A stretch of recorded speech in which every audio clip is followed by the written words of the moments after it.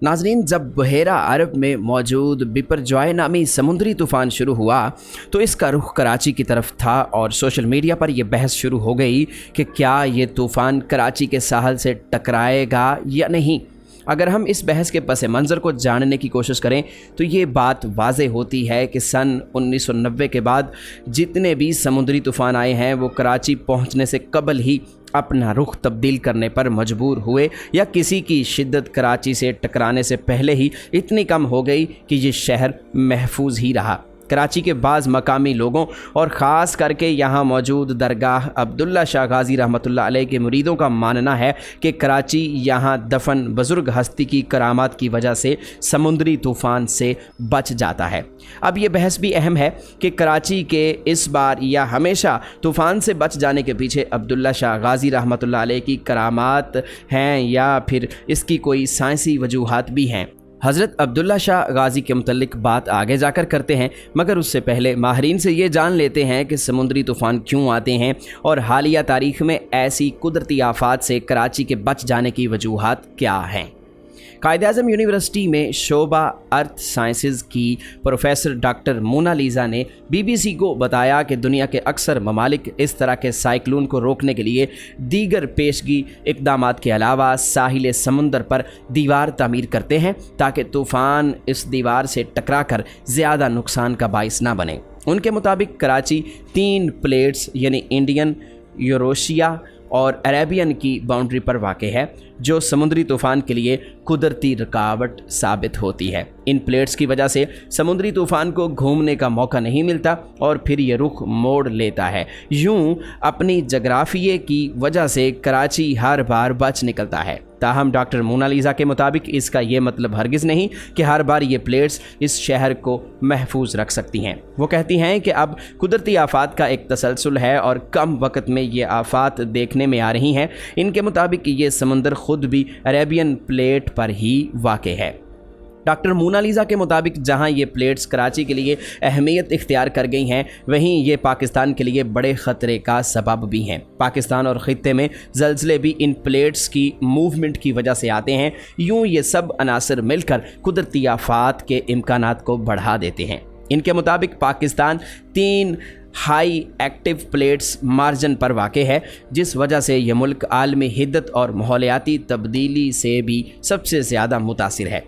इनके मुताबिक यही वजह है कि अब ज़लज़ले भी बहुत कम वक्फे से देखने में आ रहे हैं। डॉक्टर मोना के मुताबिक रकबे के लिहाज से पाकिस्तान इन प्लेट्स की बहुत छोटी सी जगह पर वाक़ है, मगर इसके असरात पाकिस्तान पर कहीं ज़्यादा मुरतब होते हैं। डॉक्टर मोनालिसा का कहना है कि एक तरफ पाकिस्तान को ग्लेशियर्स के तेज़ी से पिघलाव जैसी सूरत हाल का सामना है जो सैलाब का सबब बनते हैं, क्योंकि इस वक्त दुनिया की दूसरी और तीसरी बड़ी चोटियाँ पाकिस्तान में ही हैं और वहीं ये सूरत हाल ज़लज़लों और समुद्री तूफ़ान को भी जन्म दे रही है। नाज़रीन, इनके मुताबिक पाकिस्तान इस चैलेंज पर काबू पाने के लिए तैयार नज़र नहीं आता और इस वक्त हमारा इन्हिसार बाहर के ममालिक के डेटा और तहकीकात पर ही है।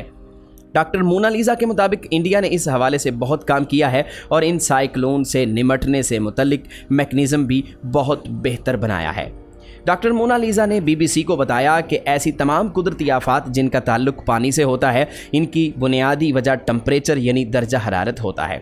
इनके मुताबिक पाकिस्तान में जून के महीने में सतह समंदर पर दर्जा हरारत में 2 से 3 दर्जा हरारत इजाफा देखने में आया है।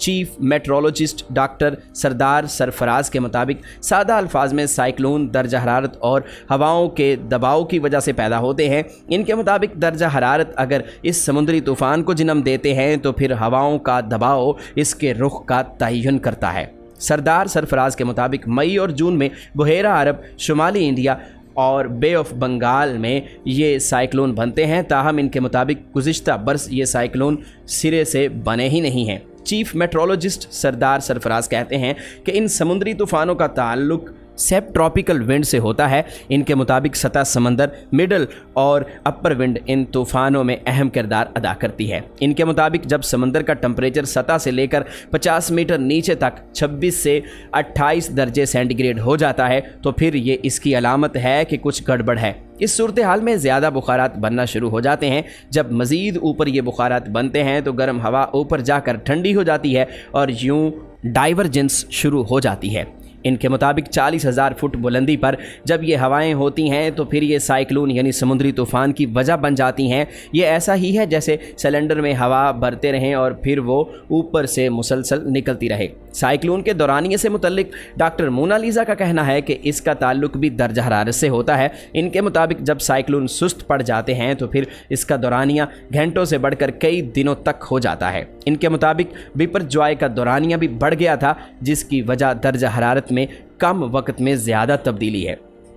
तो नाज़रीन, अब बात करते हैं अब्दुल्ला शाह गाज़ी के बारे में, जिनके बारे में बहुत से लोगों का मानना है कि उन्होंने कराची की जानिब आने वाले समुद्री तूफ़ान को थाम रखा है। मौर्रख और शहरी मनसूबाबंदी के माहिर आरिफ हसन के मुताबिक कराची वालों के लिए अब्दुल्ला शाह गाज़ी पीर की हैसियत रखते हैं।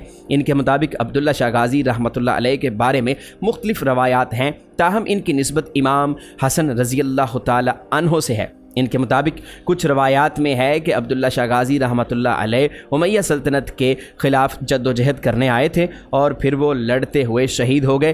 ताहम ऐसी भी रवायात हैं कि शिकार करते हुए इनकी शहादत हुई थी या इनकी मौत वाक़ई हुई थी।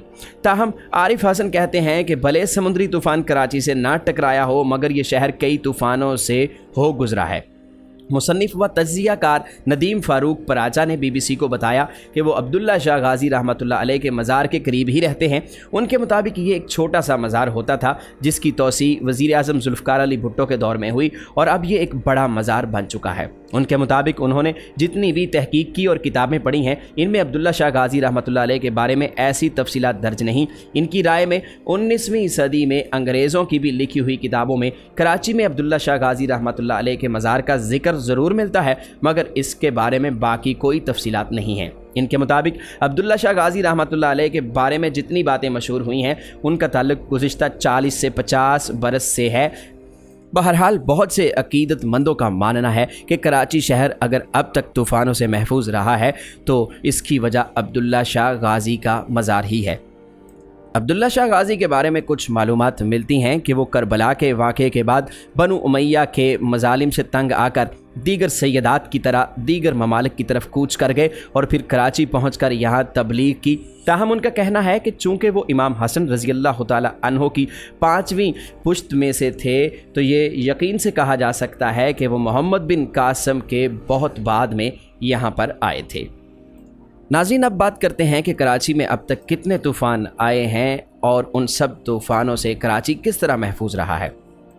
आपको बताते चलें कि मई 1985 में एक तूफ़ान आया था, लेकिन वो भी कमज़ोर पड़ गया और कराची से 100 किलोमीटर दूर ही वो ख़त्म हो गया। उसके बाद 1993 में कैटेगरी A का एक तूफ़ान आया था, जो कि बड़े पैमाने पर बारिश की वजह बना, लेकिन ये तूफ़ान भी कराची से नहीं टकराया। उसके बाद जून 1998 में कैटेगरी C का समुद्री तूफ़ान आया, लेकिन ये भी कराची आने से पहले ही ख़त्म हो गया। उसके बाद मई 1999 में कैटेगरी 3 का एक तूफ़ान कराची के करीब तक पहुंच चुका था, लेकिन कराची के पास आते आते ये भी ख़त्म हो गया। मई 2001 में भी कैटेगरी 3 का साइक्लोन गुजरात के साहिल से टकराया था, मगर कराची से नहीं टकराया। अक्टूबर 2004 में भी एक तूफ़ान आया था और वो भी कराची आने से पहले पहले ख़त्म हो गया। इसी तरह 2007, 2009, 2010 और 2014 में नीलोफर नामी साइक्लोन का रुख भी कराची की जानिब था, मगर ऐन मौके पर उन्होंने अपना रुख मोड़ लिया।